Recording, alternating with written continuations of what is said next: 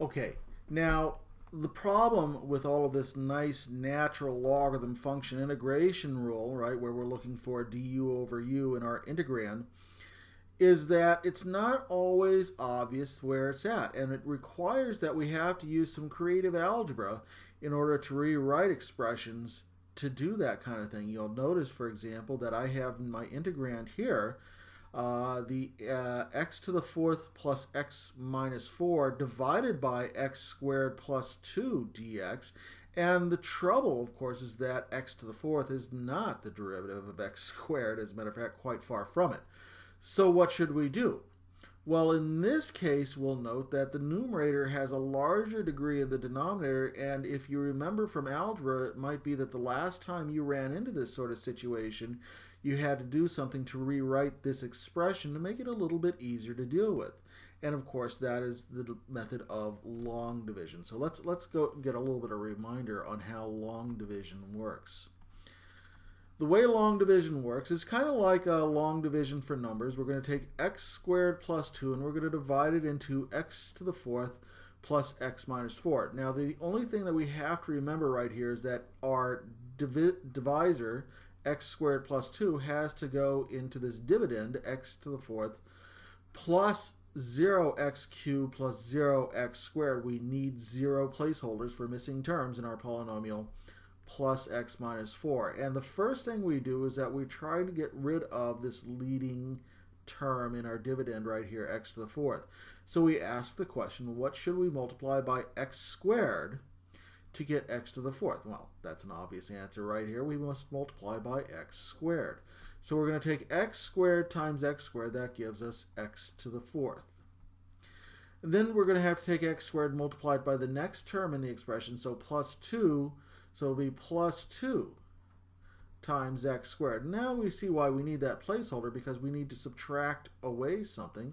And so we're going to subtract away x to the fourth. That gives us 0, just like we wanted. We're going to have a 0 term for the x cubed, but our x squared, we're going to take 0x squared and take away positive 2x squared. That's going to give us negative 2x squared. And now we bring down the remaining terms. So plus x and plus x and minus 4 at the end. So now we ask the next question. What would we have to multiply by x squared to get negative 2x squared? Well, that would have to be minus 2. So if we multiply by minus 2, right here we're going to get negative 2 times x squared, so negative 2x squared. Plus, there are no x terms right here, but plus negative 4, because negative 2 times 2 is negative 4.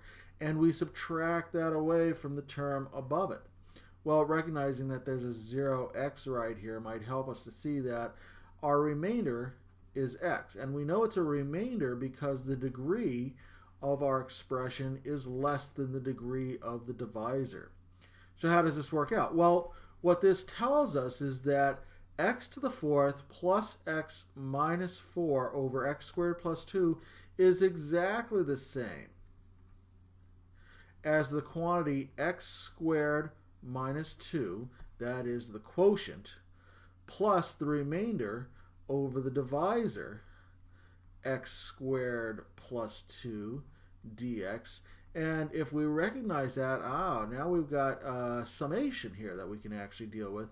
We know that in the first couple of terms right here, we can just deal with this as two separate things. We've got x squared plus 2 dx, which we certainly know how to find an antiderivative for. It's a simple polynomial, plus our integrand x dx divided by x squared plus 2. Now in the second case, this is where we make our substitution. So now we're going to substitute in, and we're going to find if we let u equal x squared plus 2, sure enough, du is equal to 2 times x dx. So we take half of this expression and make it 1/2 of du to replace x dx, because 1/2 of 2 times x dx is just x dx. And so we're going to end up with the following expression. We're going to have 1/3 of x cubed from our first term plus 2 times x as our second term plus, now we're going to do the tricky part, it's 1/2 of the natural log of our denominator, x squared plus 2 plus the constant. And right there, you'll notice, by the way, I sort of took away the middle step. I probably could off to the side here, right? Well, we recognize that this is 1/2 of du over u, giving us 1/2 natural log of the absolute value of u plus our constant. But I'm going to go ahead and take it as read that you know that we're just making that replacement into our integral right away here to get our expression. And we can do that kind of thing once we recognize the situation.